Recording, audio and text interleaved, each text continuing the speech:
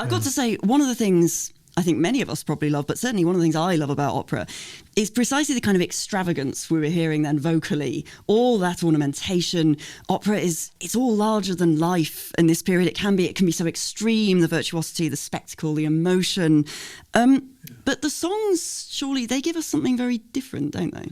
They do. I mean, just in what you were saying there about the opera, once Donizetti was writing to a librettist and he said, look, this is my style, voglio amor e amor violento. I want love, violent love, violent conflict.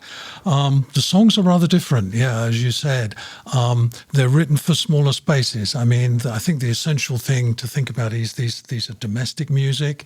They're written for people's homes, for the friends he visited, or they're written in a rather more formal way for salons, for aristocratic gatherings, or they were written for publication.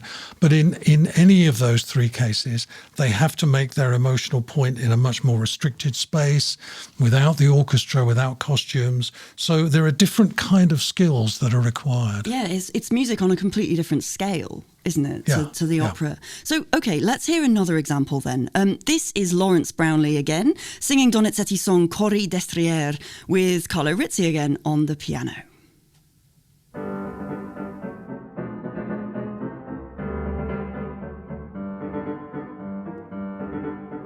Corri, destra del cenere, corri, corri, la via divora, recami accanto all'angelo che la mia vita infiora.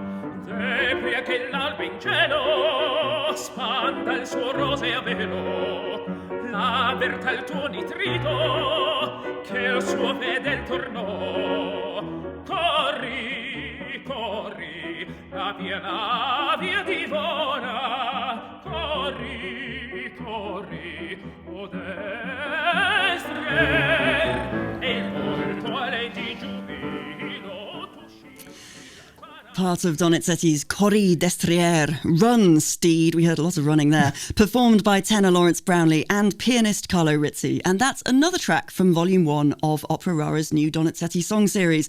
All right, Roger, I mean, I think there's some pictures in music here, aren't there? What are we hearing? Hooves, mostly, I think. That horse. Yes, that horse is... Is the horse a Spanish horse, by any chance? I think it may be an exotic horse as far as that was concerned.